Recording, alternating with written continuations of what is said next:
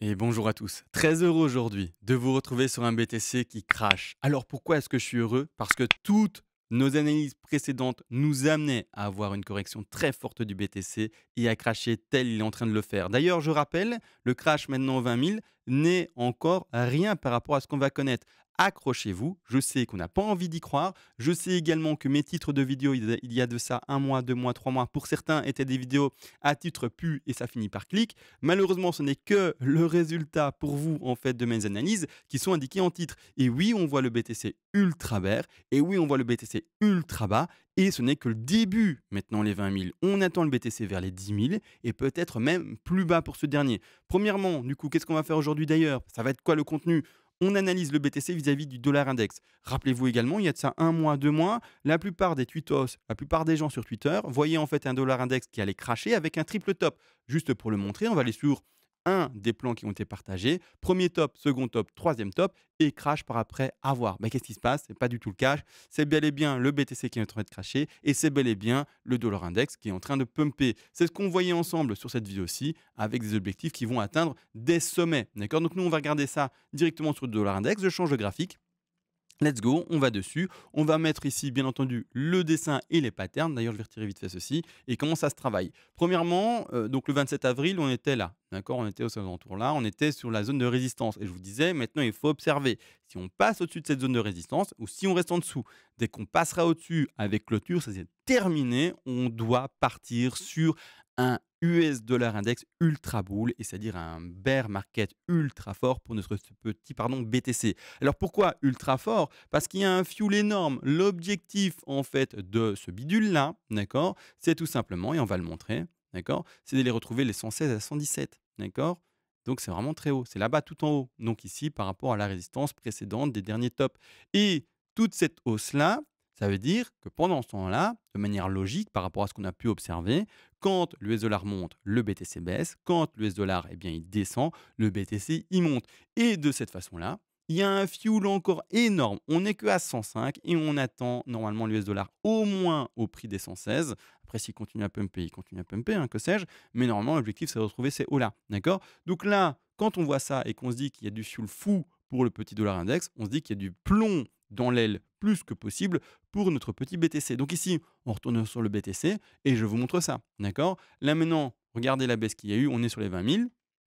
Mais du coup, en voyant la perspective encore possible pour le dollar index, je n'ai même pas besoin de l'exprimer avec des mots. Vous voyez la chute qui peut encore s'exprimer.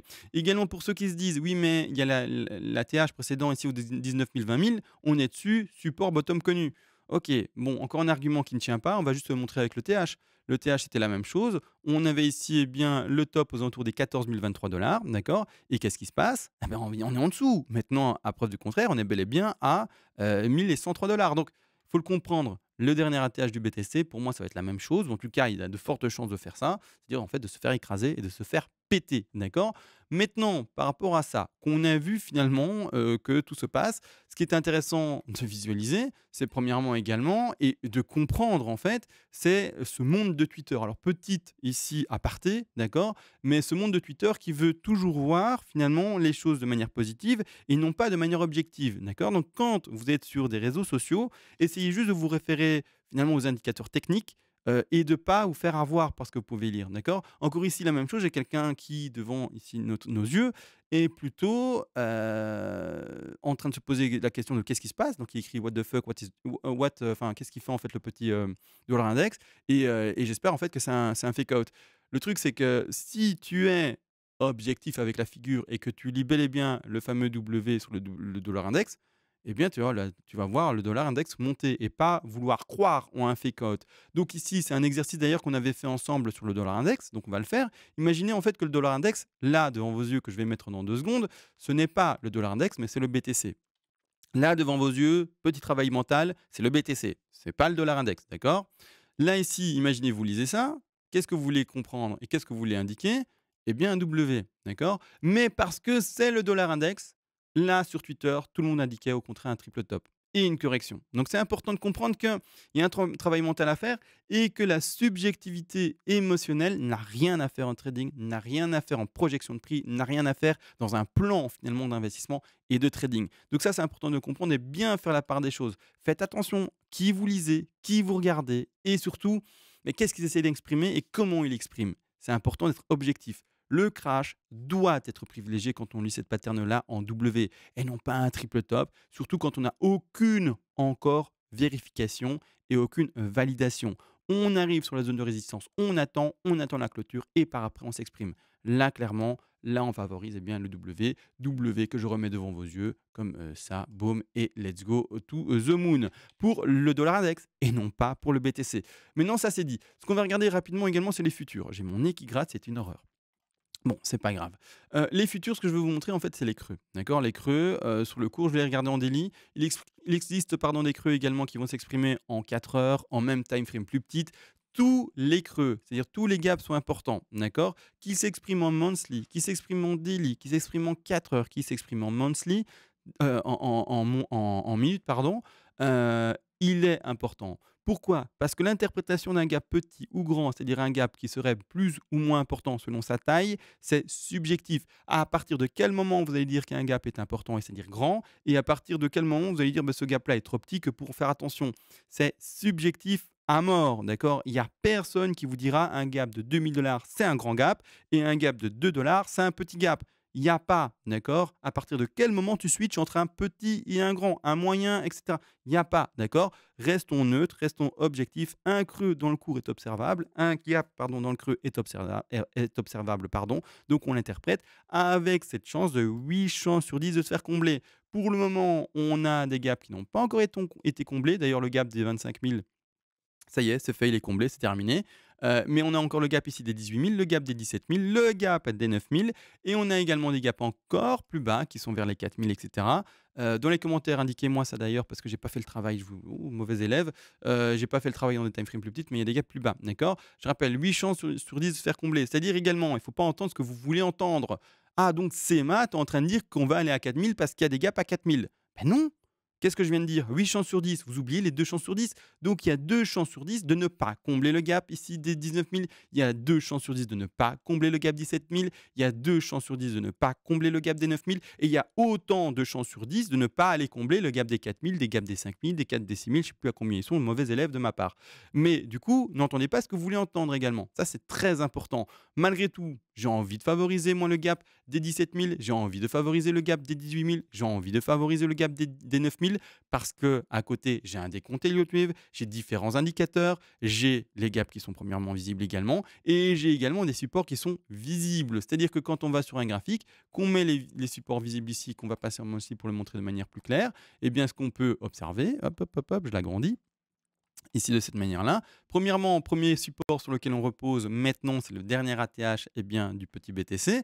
Mais on l'a vu sur le TH, il peut se faire exploser à la baisse. Donc je le remontre en 2 secondes parce que c'est important de le visualiser et d'être clair.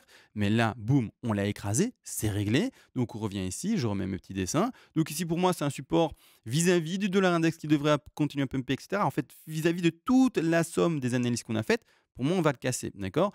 Et ensuite, le prochain niveau de support se situe par rapport finalement à la clôture des dernières bougies que l'on a ici, donc de corps de bougie et non pas de mèche, qui se situe aux alentours des prix des 13 795 $ et du dernier petit top lors du pump ici qu'on connaît début, c'est ça, février, mars, avril de 2019, d'accord? Donc ici 13 000. Ça, c'est le deuxième support, mais le vrai gros support se trouve encore un peu plus bas, c'est-à-dire ici où il y a la grosse zone de résistance, d'accord, par rapport aux bougies, aux clôtures de bougies, qui se situe aux alentours des 10 000, 11 000, et ici un peu plus bas des 9 000, avec corrélation pardon, des gaps également. Donc là, moi, je donne toute ma chance au BTC d'aller retrouver ces fameux 10 000, 9 000 $. Maintenant, peut-être pas, parce qu'on ne lit pas l'avenir, mais malgré tout, on doit favoriser quelle direction?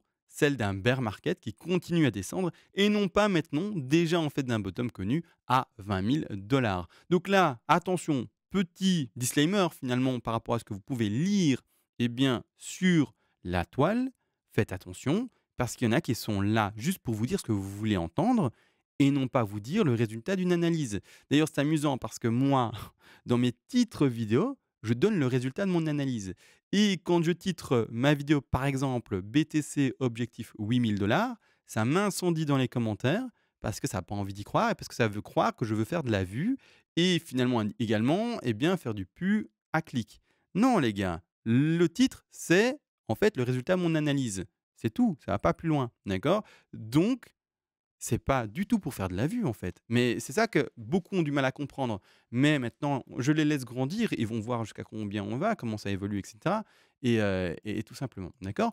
Maintenant, je pense avoir tout dit. Oui, également vite en fin de vidéo, merci aux personnes qui m'aident pour le son. Depuis 2 vidéos, apparemment, il est moins bon que ce que j'avais avant. J'ai retouché aux réglages et cetera. Je vais vous mettre une photo de mon appareil sur les réglages et vous me direz ce que vous en pensez.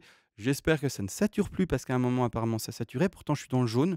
Voilà donc normalement ça va. Je regarde également à droite. Non, tout a l'air d'aller bien. Donc voilà. Bref, merci à tous. On se retrouve à la prochaine et sur ce, ciao.